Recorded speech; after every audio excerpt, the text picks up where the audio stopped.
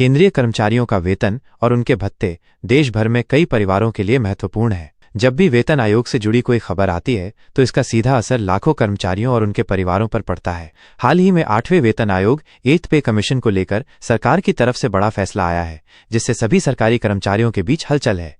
हर कर्मचारी अपनी salary, pension और अन्य सुविधाओं में बढ़ोतरी की आस में रहता है, खासकर जब नया वेतन आयोग गठन की चर्चा हो। लंबे समय से कर्मचारियों की मांग है कि सरकार नया वेतन आयोग घोषित करे, क्योंकि पिछला 7वां वेतन आयोग काफी सालों पहले लागू हुआ था।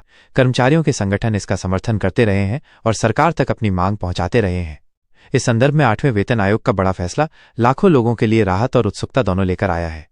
8वां वेतन आयोग केंद्र सरकार के उन कर्मचारियों के लिए है जिन्हें सालाना वेतन संशोधन और भत्तों में बढ़ोतरी का लाभ मिलता है।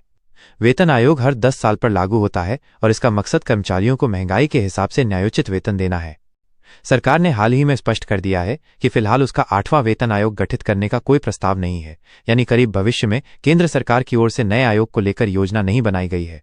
इस फैसले का मतलब है कि मौजूदा वेतन और भत्ते अभी 7वें वेतन आयोग के हिसाब से ही रहेंगे। कर्मचारी संगठन इस पर असंतोष जता रहे हैं, लेकिन सरकार का कहना है कि फिलहाल मौजूदा ढांचे में ही कर्मचारियों का ध्यान रखा जाएगा।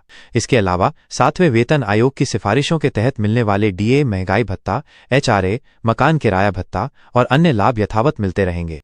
किसे मिलेगा क्या? 7वें वेतन आयोग के तहत फिलहाल 50 लाख से ज्यादा केंद्र सरकार के कर्मचारी और 60 लाख से अधिक पेंशनर्स आते हैं। इन सभी को साल में 2 बार महंगाई भत्ता, डीए रिवाइज किया जाता है, जिससे उनकी आय में कुछ बढ़ोतरी होती रहती है। 8वें वेतन आयोग के टलने से कर्मचारी वर्ग को मौजूदा बेनिफिट पर ही संतोष करना होगा।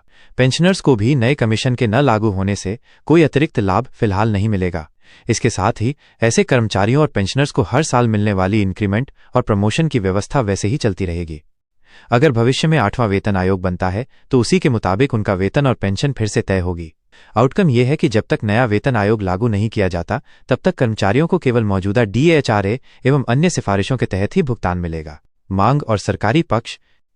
कर्मचारी संगठन लगातार मांग कर रहे थे कि 8वां वेतन आयोग लागू किया जाए ताकि वेतन में महंगाई के हिसाब से उचित वृद्धि हो सके।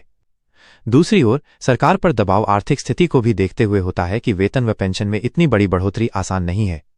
सरकार की दलील थी कि फिलहाल 7वें वेतन आयोग के लाभ पर्याप्त हैं और मौजूदा व्यवस्था कर्मचारियों की जरूरतों को पूरा करती है।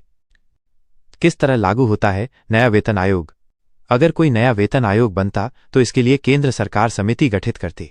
समिति अपनी रिपोर्ट बनाती, जिसमें वेतन, भत्ता, पेंशन आदि से जुड़े सुझाव होते हैं। उसके बाद सरकार इन सिफारिशों को मंजूरी देती और नया वेतन ढांचा लागू होता। इसका सीधा लाभ केंद्र सरकार के कर्मचारियों और पेंशनर्स को मिलता है।